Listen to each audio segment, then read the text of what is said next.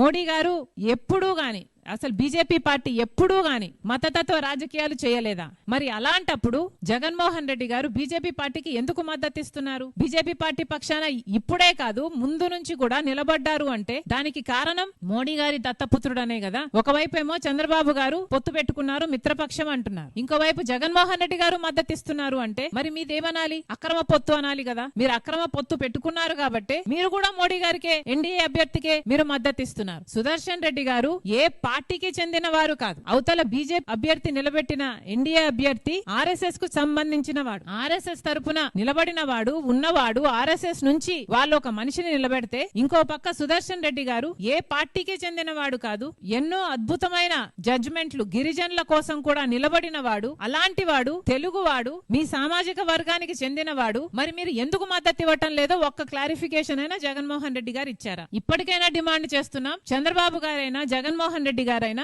NDA అభ్యర్థికి ఎందుకు మద్దతు ఇస్తున్నారు? బీజేపీ మీకు ఏం చేసింది? రాష్ట్రానికి ఏం చేసిందని మీరు బీజేపీ పక్షాన నిలబడుతున్నారు. 10 సంవత్సరాలు ప్రత్యేక హోదా అన్నారు, ఇవ్వలేదు. పోలవరం ప్రాజెక్ట్ ఎత్తు తగ్గిస్తున్నారు, పోలవరం ప్రాజెక్ట్ కూనీ చేస్తున్నారు, అయినా మీరేం మాట్లాడరు. రాజధాని కోసం నిధులు ఇవ్వాల్సిన వాళ్ళు అప్పులుగా ఇస్తున్నారు, అయినా ఏం మాట్లాడరు. అయినా చంద్రబాబు గారు, జగన్మోహన్ రెడ్డి గారు అదే మోడీ గారికే మద్దతు ఇస్తారు. ఎందుకని? సమాధానాలు చెప్పాలి కదా.